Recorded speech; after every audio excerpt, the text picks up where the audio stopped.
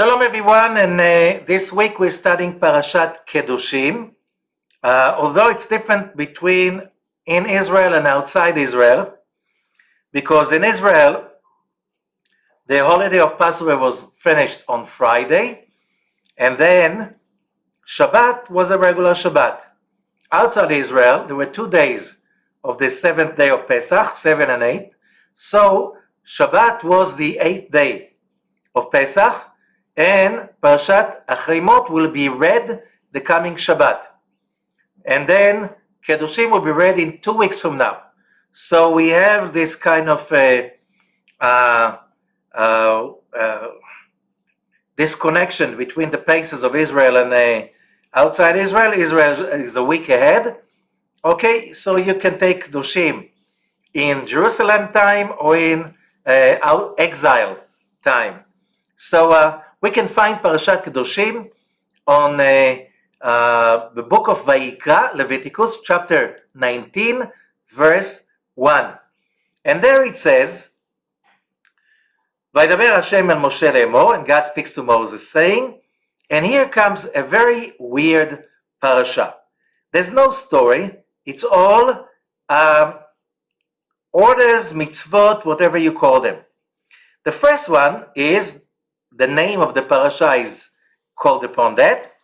Verse 2, Daber el kol adat bnei Israel, speak to the whole congregation of the children of Israel, v'amarta alehem kedoshim tiyu, and you tell them, you will be holy. Ki kadosh ani Adonai Elohechem, because I'm holy, the Lord your God. Okay, so that's the name of the parasha. And what is the parasha dealing with? If we go to the next verse, Ish imo v'aviv tirau, every person should have an awe of his father and mother, and you should observe my Shabbatot, my Shabbat. I'm the Lord your God, which is like, in one sentence, we have from the 2 tablets, we have 2 of them. One about Shabbat, one about father and mother. It's like here, it's in one sentence. Okay, then we go to verse 4. Al tifnu el elim, do not turn to the idols. Ve'lo masecha lo tasu lachem. That's also from the 2 tablets. And then verse 5 and 6 till 8. It's about the offerings. And when should you eat the offering and the sacrifices? Then we go to verse 9, and when you harvest, when you harvest the harvest of your country, the corner of your field, do not complete harvesting it, okay? And you leave it alone. For whom? For the poor. More than that, veleket ketzircha lo telaket. After you do the harvest, and you know when you do the harvest, there's always some left over behind that, you know, the ancient world that was precious. And here the Torah says, whatever was left during the harvest, and it's left in the field, do not come and pick it up. Leave it for the poor. So if you notice, we have a mixture of religious precepts, religious mitzvot, with social mitzvot. Here we have and moral mitzvot.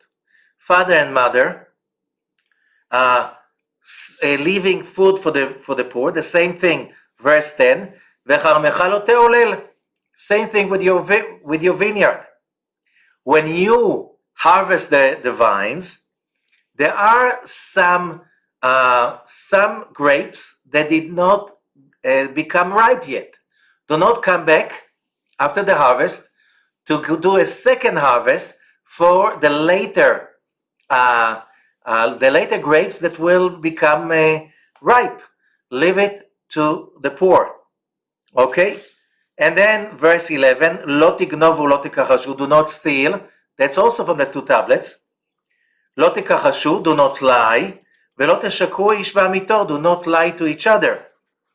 ולא תשבו בשמי לשקר, verse 12, also the two tablets, do not vow in my name in vain, okay? And it goes like this, on and on, a lot of moral mitzvot, and especially when we reach verse 18, let's start with the verse 16. לא תלך רכיל בעמך, לא תעמוד על דם רעך, אני אדוני. Do not speak gossip about your other people. לא תעמוד על דם רעך. If you see somebody being attacked, do not stand on the side, come and help him. Then verse 17, לא תשנא את אחיך בלבבך. Do not hate your brother in your heart. הוכח תוכיח את עמיתך. You should reprimand your friend, your colleagues, what it says, which is also a very deep thing, because who is your colleague? Who's amitecha? And it says somebody you love, somebody that loves you, and somebody, the same somebody also is willing to listen. Okay? And if the person you don't love him, and he doesn't love you, and he's not willing to listen, you better shut up according to this mitzvah. לא תיקום ולא תיטור, verse 18, do not take revenge, do not keep grudge. את בני עמך ואהבת לרעך כמוך, and love the other person like yourself. I am God. Okay? Which is the center point of the whole Torah according to so many sages. Okay? So this parasha is very, very important. And let us see why. Because what we just read is very simple, not complicated, very, very simple.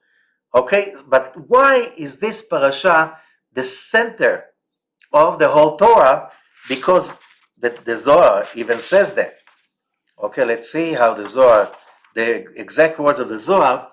When we open the Zohar of Parashat Kedoshim, verse 16, Tani Rabbi Abba, I read first in the Aramaic. פרשתה דה כללה דאורייתא היא, וחותמה דקושטא דקושפנקא היא, ופרשתה דה התחדשו רזין עילאין דאורייתא.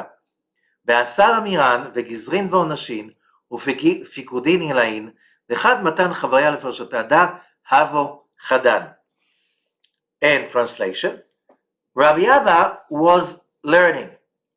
This parasha, Parashat Kedoshim, is the inclusive parasha of the whole Torah that reminds us, Rabbi Akiva, who said that love others as loving yourself, he was teaching this is the inclusive rule, klal, of the whole Torah. What is inclusive?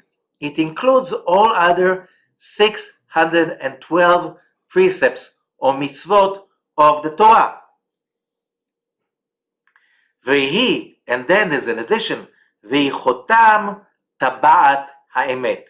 And this parasha is the signet ring of the ring of truth. That's how it's called. What does it mean? בפרשה הזו נתחדשו סודות עליונים של התורה. In this parasha, it's a renewal of the greatest secrets of the Torah and the 10 utterances of the two tablets, as we read before. We read how this parasha repeats the 10 precepts, the 10 utterances that were given on Mount Sinai. So why do you have to give it all over again? There is some kind of renewal of the vows in this parasha. And by the way, renewal of the vows, you give a ring, right? And here is the ring. וגזרות ועונשים ומצוות עליונות, and decrees and punishments and divine mitzvot. Does that remind you something? Whoever remembers when we studied about Parashat Yitro, Mount Sinai revelation, and it speaks over there when the whole nation was standing as one just in front of the mountain, what happened? The oneness generated the revelation. And the revelation, the moment God started to speak, then the soul, says the Zohar, Parasha Yitro, all the souls of the nation of Israel, young, old, every gender, doesn't matter the rank, everybody, including fetuses, all, and also the souls that were not incarnated yet in bodies, everybody got out and participated outside the body in the union that created and generated that amazing status of Mount Sinai revelation. Okay? Now, what does it say? When they were outside the body, all of those souls participating of the nation of Israel, what does it say? They saw all the rules of the universe, gzerot ve'onashim u'mitzvot elionot, the same expression in Parashat Yitro. They saw the decrees, they saw the punishments, they saw the rewards, they saw all the revelation that will come from the mitzvot. And then it says, וכשהגיעו החברים לפרשה זו, היו שמחים. And when the friends of Rabbi Shimon Bar Yochai came to study this parasha, they were very, very happy. Okay, so the question is like this. What is special about this parasha? What does it mean for our tikkun in this time of the year? This is the most important stuff. So let us start from the beginning. And it says, the beginning of chapter 19, verse 1, and when it says, Daber el kol adat bnei Israel, speak to the whole congregation of the children of Israel, and you should tell them, Kedoshim tihiyu. In most of the translations, and you know, a translation is a commentary, because a translation is basically mirroring the understanding of the translator, not what was really written. And that's why, for instance, in English, how many real, let's say, famous translations exist in English since the King James translation, the first one, some 300 years ago, a little bit more. Okay, we're talking about so many, close to 100. Okay, and they're not similar to each other because every translation is opinionated. The translator sees the stuff in his eyes, especially if Hebrew is not your original language and you don't live, think, breathe in Hebrew, and you don't really know all the Hebrew background, there's no way you can understand enough to be able to translate in a way that really connects to the original. Most of the translations say, you will be holy, you should be holy. Okay, and the Zohar says something very simple about it. Because even in Hebrew you can make the mistake, because usually we see and we read what we expect to see and to read. Therefore, many times we miss the story. Let us see. Okay, so it says like this in the Zohar.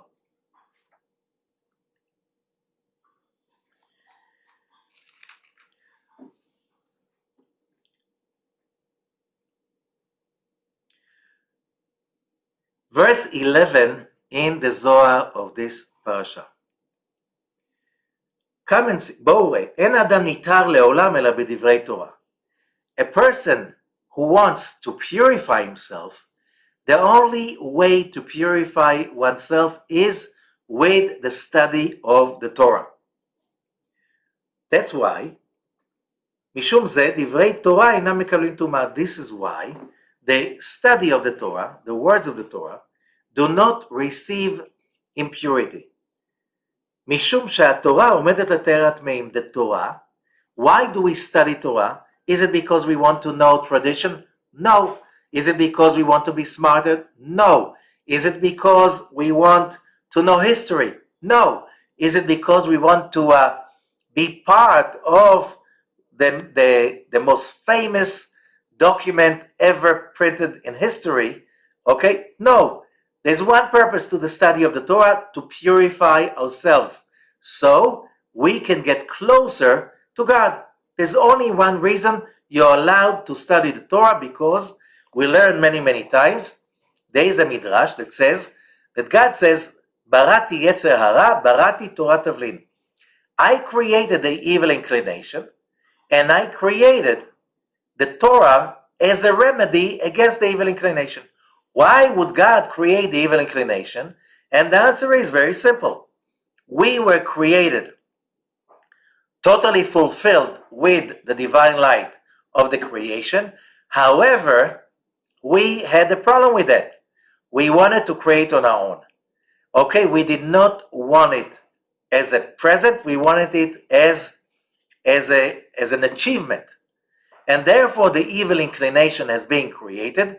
So in order to achieve the true fulfillment of the light of God, we need to work. What's the work? To fight our evil inclination, to fight the inner noise, to fight the dark addictions that we have. And we all have it. Whoever says he doesn't have it, he will be lying about other stuff too. We have those in order to overcome that. They are there to give us the ability to earn. Okay? We'll see soon another expanding of that. And therefore we study Torah because the Torah is a remedy. And therefore if you study the Torah scientifically, academically, or literature, you will never understand what the Torah is talking about, because it's not written for you. Okay? And that's why you see all kinds of researchers and scientists and philosophers who study Torah in a critical way. Why? Because the Torah intimidates them. Because the Torah is bringing a life view, a connection, a worldview, an understanding, and a wisdom that is beyond human philosophical, intellectual mind. So the Torah is intimidating. So the moment you're being intimidated by the Torah, you're not using the Torah. You already have an opinion, and you're trying to disqualify the Torah. The world is full of books of people who tried to disqualify the Torah. You know, sometimes a student comes to me, and he said, did you read this book about the Torah is this, and the Torah is that, and the Torah is that? That the person is really trying to say that the Torah is a terrible document, is a terrible story. And my answer is always, after this person writes a book that will become a bestseller among billions of people for thousands of years, then I can maybe listen to his opinion. But the guy wrote a book against the Torah. Everybody has an opinion against the Torah I have to listen to. It's like, who are you? Who are you? Here we have a document that did not change for the last 33 centuries. The words stayed the same. The teachings are the same. The people study the teachings the same, and this document is changing the history of humanity while we speak. And it's like this in 33 centuries ago when this document was given to humanity.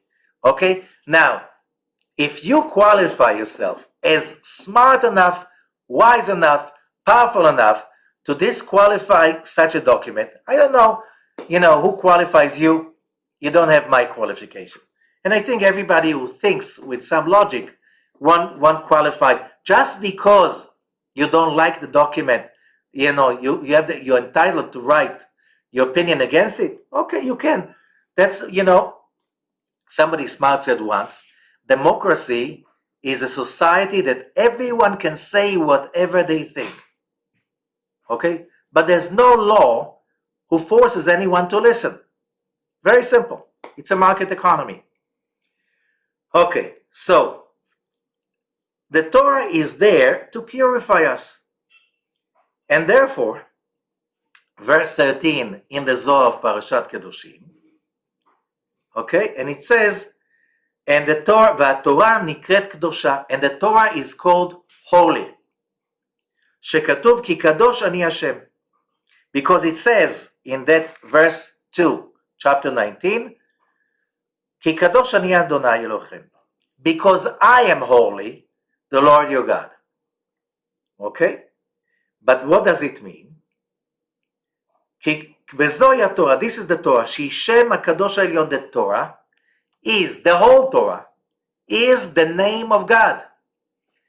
Some places you see that the whole Torah is the names of God. Here it says it's the whole Torah as a document from the beginning to the end, from the Bet of Bereshit till the Lamed. Bet is the first letter of the Torah, and the Lamed of Israel is the last letter of the Torah.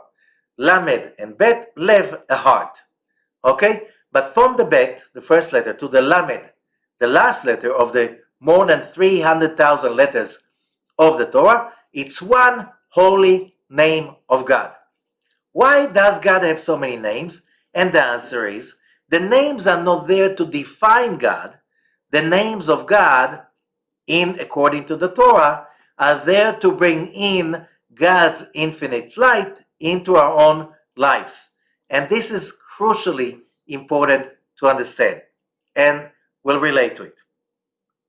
And that's why it says, this is the Holy Torah. This is the holy divine name of God. And therefore, Valken, Misha Osekba, whoever is dealing with the Torah, whoever applies it to himself, Nitar will be purified. If you study the Torah, if you try to apply the Torah in your life, you have to do it with the consciousness, as Rabbi Isaac Luria, the great Kabbalist, the 19th century, the 16th century in Tzfat, the Galilee, Upper Galilee in Israel. And he said, he taught that when you study the Torah, when you do all the precepts and so on, you have to realize that you're doing all of that in order to bring God's infinite light into your own life. Otherwise, why are you doing it for? That's a purpose, because that divine light that you draw in, that will purify yourself. And when you're purified, what will be the result? Achar kach mitkadesh, you can be holy. Shekatuv kedoshim tiyu, as it says, kedoshim tiyu. Now, let's go back. Kedoshim tiyu. In most of the translation, it says, you should be holy. But the Hebrew says, and as Zohar emphasizes, a lot of people make a mistake, especially the translators. Okay, and even people who read Hebrew naturally, you many times you see what you expect to see. It does not say you should be holy, which means that's a commandment.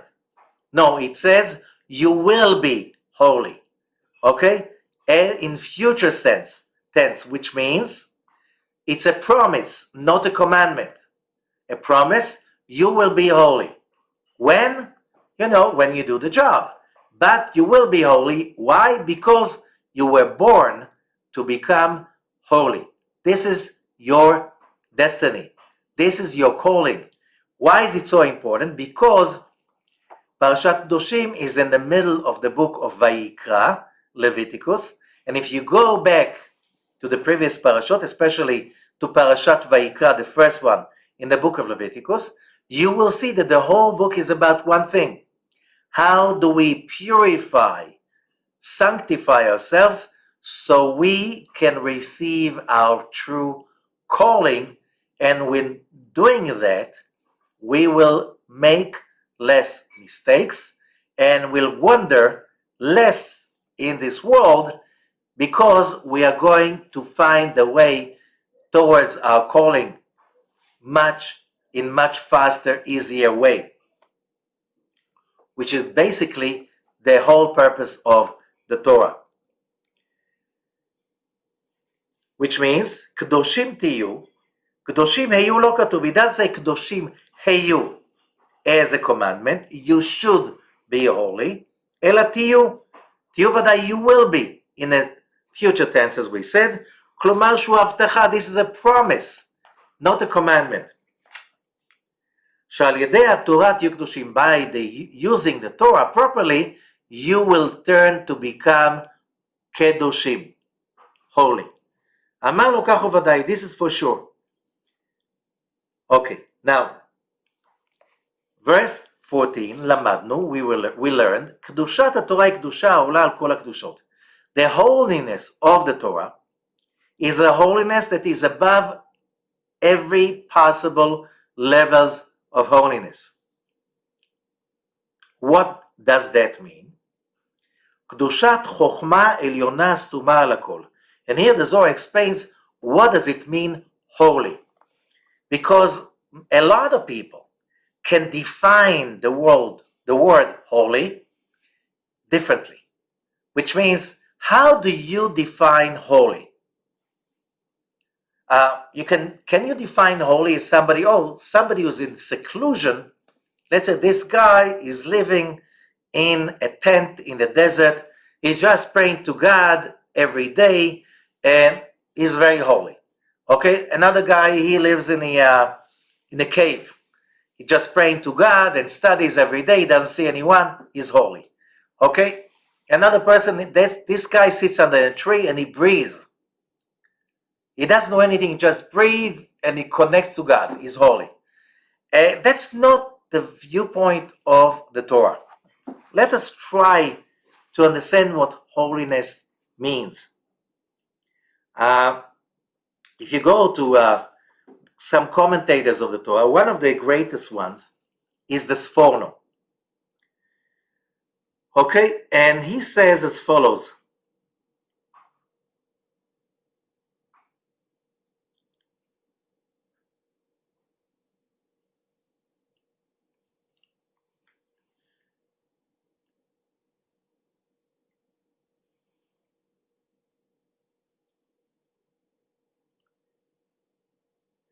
And he speaks about the same verse, and he says, after God brought his divine presence, the Shekhinah, to dwell amongst the Israelites, you know, when we're talking about the Israelites, 12 tribes connecting to the 12 signs of the zodiac, representing them on physical earth, and then the Mishkan and the Levites in the center of the camp, and all of these 12 tribes, basically 13, and the Mishkan are this kind of a place that the holiness can dwell in, which is called Shekhinah. Shekhinah means the holiness that dwells in. Where? In this physical reality. Okay? After that happened in order to sanctify, the word lekadesh, for eternal life, then the people of Israel. As it says, you can find it in the book of Exodus, chapter 19, verse 6, and you will be a kingdom of priests and a holy goy, a holy nation. You know, a lot of people think that the word goy means somebody who's not Jewish. Goy means in Hebrew simply a nation. So here it says a holy nation, a holy goy, goy kadosh. Okay, and then he continues, we'll skip a little bit. Amarata, and he says now, שהכוונה בכל אלה האזהרות הוא, with all of these warnings, there was one meaning, one intention. היא שיהיו קדושים, וזה כדי שידמו ליוצרם. Why do we need to be holy? Because that's the way we can be in affinity and similarity, because similarities attract and connect to the Creator. And why do we want to do that? We have to be as similar as possible to the Creator. כמו שהייתה הכוונה, that was the intention in the creation of Adam, בבריאת האדם, באומרו נעשה אדם בצלמנו כדמותנו. As it says in Genesis 1:26, let us create Adam, humanity, in our image. Okay, that's what it says. And we learn many times, does God has a physical image? God forbid. No way. the endless has no image and no definition. So we are talking about only a mental image. What's the mental image of God that we can emulate and imitate in order to get closer to Him? So we define it by three concepts. One, independency, which means when a person is not addicted to any person, any situation, any chemical or anything to be happy and to be excited about life and to be enlightened. That's the first thing about do not follow other gods, do not make other idols and gods for you. And that's being a creator means total independence, which means we are happy because we want to, because we were created to be happy, because that's one of the greatest mitzvot, and because if you're not happy, you cannot give what you don't have. And we just said, love others as you love yourself. If you're not happy, what can you give to others? Only pain. So if you really want to love others as you love yourself, and you cannot give what you don't have, so you need to be happy. Why? Because, some people, they'll be happy when they get the degree. Okay? Then they get the degree. They'll be happy when they settle down. Then they'll be happy when they have the kids. They'll be happy when the kids settle down. Okay? It's a never-ending story. You'll never be happy. And the ones who are waiting will continue on waiting. So don't wait. Be happy now. Why? Because that's what God wants you to. Okay? That's good enough. Don't wait for anything. Okay? And this is what all the great sages and the Kabbalists say. You should be happy, because if you pray to God and you're not happy, that's kind of a audacity. It's like you talk to your master with a sour face. How would you come in front of the king with a sour face? And here we're talking about the king of the universe, not just a flesh and blood. Okay? So the Sforno says, you were created by the Holy One, God, who's the source of holiness. So what is holiness? Holiness, the way the Zohar explains it, is Chokhmah Elyona. What is Chokhmah? When we're speaking about the pure light of God, it's called also in the Zohar, or the Chokhmah, the light of wisdom, not of intellectual wisdom. Intellectual wisdom can be many, many times misleading, and the world history is full with people, and we'll talk about it. They thought they're wise, and everybody else thought they're wise, and later on, we all realize that they have no idea what they're talking about. Okay, so let's go back to real wisdom. Real wisdom is enlightenment. And when a person is really enlightened, then there's no noise, because there are no ego, anger, hatred to blind the person from seeing the real truth. Okay? An angry person cannot be wise. As it says by King Solomon, Chokhmat Adam Ta'ir Panav. A person's wisdom will make his face shine. Okay? So if you see a person that is always upset and always sour because he's always upset about all the idiots and the fools around him, he's not wise. He doesn't love anyone. That's why he's not wise. You cannot be wise without loving people. That's what this Parasha is saying. But there's another thing, and I'll explain it. So, וראוי שתדמו אליי כפי האפשר בעיון ובמעשה. And God says, it's really important that you should be like me in actions and in thoughts and in mind. ולהשיג זה ההידמות באר שנצטרך לשמור את המצוות הכתובות בלוח הראשון. In order to achieve that likeness to his image, we have to follow those mitzvot. So we said there are three components in becoming like the Creator. A, independence, which means My happiness is not dependent of anything. I do not need to wait for anything to be happy. I am commanding myself to be happy whenever I remember to do that, and I don't need for external things like acknowledgement or physical acquisitions to make me happy. Okay, how do you do that? That's a whole life experience and training. When you do that, you are independent. But that's not enough. You need also, the second component is to be creative. As I say many times, I never saw happy people who are not creative. True happiness goes together with creativity. And the biggest creativity is to create daily, hourly, your inner excitement and happiness about life. What doesn't matter what you do. Just to remind you, a very famous story. The story of Mark Twain about Tom Sawyer. It was a famous story about him that he was punished to paint the fence. And he's painting the fence, but the guy is very creative. And he sees a friend coming up the street. And he says, like, my friend will see me punished? No way. I'm godly, right? He didn't say that, but okay. So he paints the fence with such excitement. The friend is asking, what are you doing? I'm painting the fence.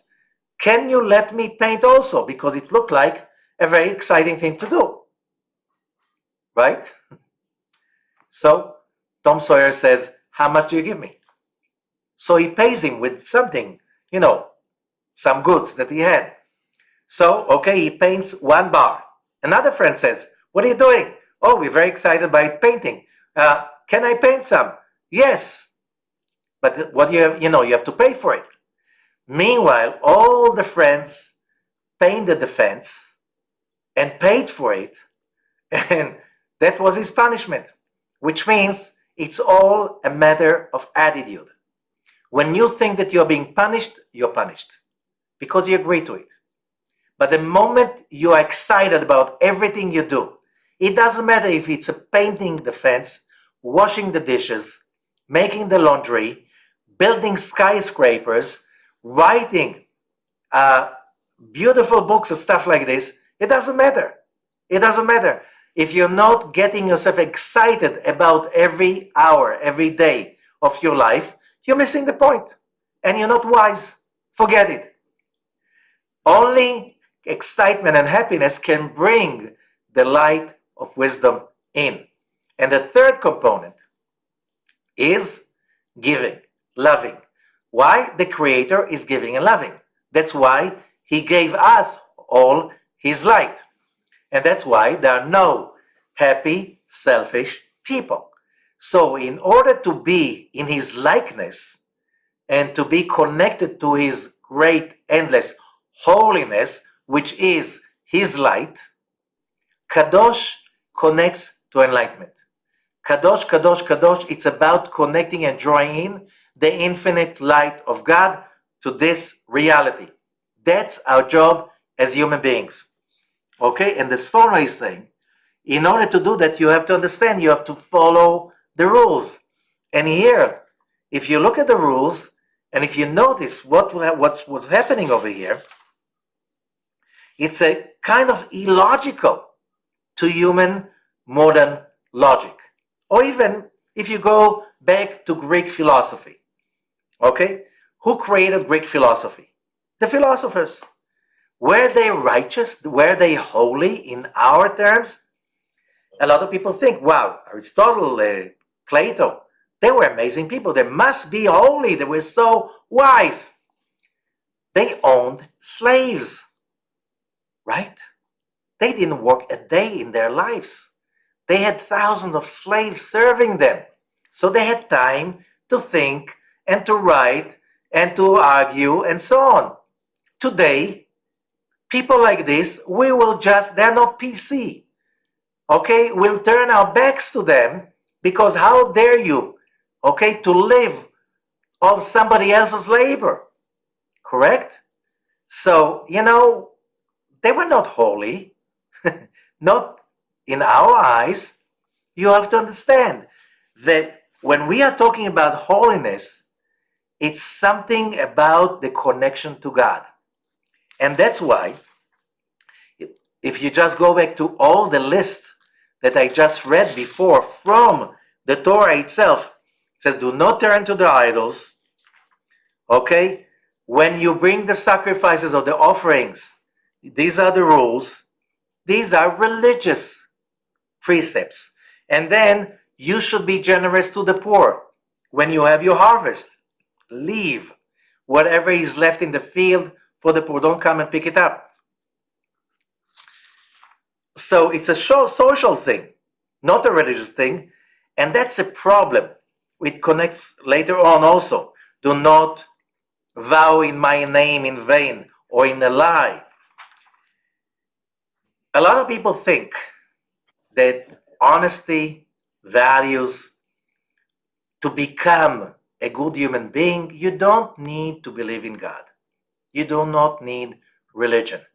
You can invent your own kind of system of values, and you don't need God in the business.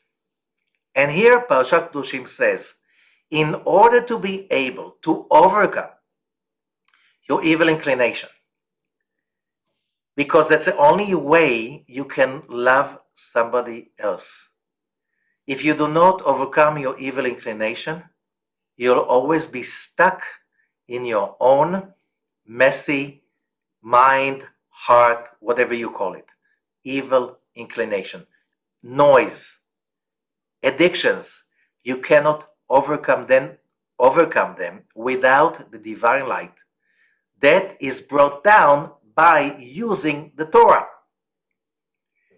Along history, a lot of people tried to save humanity by inventing new systems of philosophy, and reality teaches us these systems did not work. Okay? Why it didn't work? Even those systems who turned religion into politics, it doesn't work. Only when you're really, genuinely trying to commit to the godly orders of the Torah and to the godly connection of the Torah, only then you can bring in that holiness, that illumination into yourself that will help us to overcome our evil inclination. Otherwise, when we do not overcome the evil inclination, what happens? We cannot love really our fellow people. We cannot really be there for others. And if we are, that will be in a very hypocrite way. And you have to follow that in order to realize what I'm talking about. That's why when people along history are trying to get God outside of the equation, we can do it by ourselves. Just we take from Parashat Kedoshim only the social values, all the values that look religious, like meditating, contemplating, connecting, bringing the divine light of God into our everyday life. If we do not do that, you will see so many philosophers along history that brought amazing, great ideas. But if you cannot overcome your evil inclination, how could you achieve those values? So socialism, Marxism, Maoism, the ideas are amazing. What's the result? Massacres, corruption, like never in history. In the name of what? Love others as you love yourself. You cannot overcome your own evil inclination without bringing God into the business, without bringing God's light into the business. This is what Parashat Kedoshim is about, which means Kadosh, holy, means enlightened.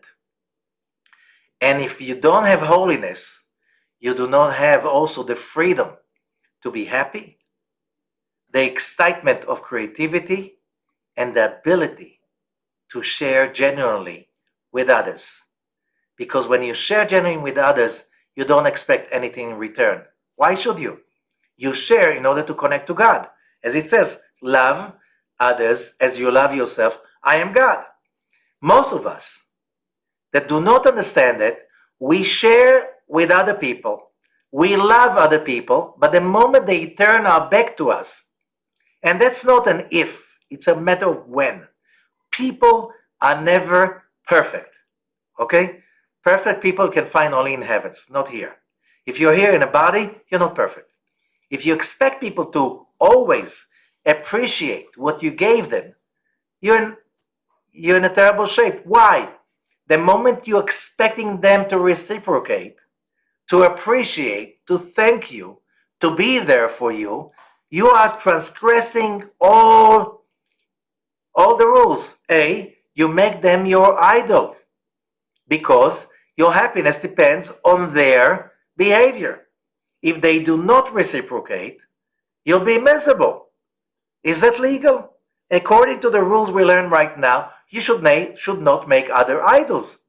Your happiness should be independent of other people's recognition, thankfulness, or any kind of their behavior. And it doesn't matter if it's your family or if it is friends or foreigners. Doesn't matter. Or anyone that is connected to your society. Creativity also. If you expect other people to do it for you, it doesn't work. And about giving, your giving should be unconditional. Why should we share with others? Because this is our way to connect to the light of the Creator. This is why Rabbi Ashlag, already in the early 30s, predicted the collapse of communism worldwide because they won't have what to eat. And you see that since then, in every society that communism has been established, the result was poverty, massive poverty, hunger, frustration, because it doesn't work. Why? The moment you get God out of the equation, you're fighting nature, and nature fights back. That's what Rabbi Ashlag predicted, and that's exactly what happened. And he said the Soviet Union will collapse, not because of a war, because they won't have what to eat and shoes to wear and stuff like this. We can see it also in our everyday life. You want to achieve excitement, happiness, and whatever, you have to do it on your own. Of course, it's better to choose it around people that see that idea as their major motivation. But if not, you have to motivate yourself using the Torah. So Parashat Kedoshim is a guideline of how we should behave. Morality is dependent directly in holiness. And holiness cannot exist without morality, honesty, and loving others. So if somebody is living in a tent or in a cave and he's just praying every day and he has no interaction with other people, how could he be holy? Right? Cannot. So the whole definition of holiness is about the people that do have a job, do interact with people. And as they interact with people, they follow all of these rules, metaphysical, logical, social, and spiritual, all together, because you cannot separate. And whoever is trying to separate, and that's one of the biggest problems of our society politically, that's where the special line is going between the ones who say that you need to have God and tradition of faith in the equation in order to achieve a just society, and those who say no, God should be out of the equation. We can be honest and organized without God. And here Parashat Kedoshim says this is impossible. Thank you, everyone, and have a real successful week.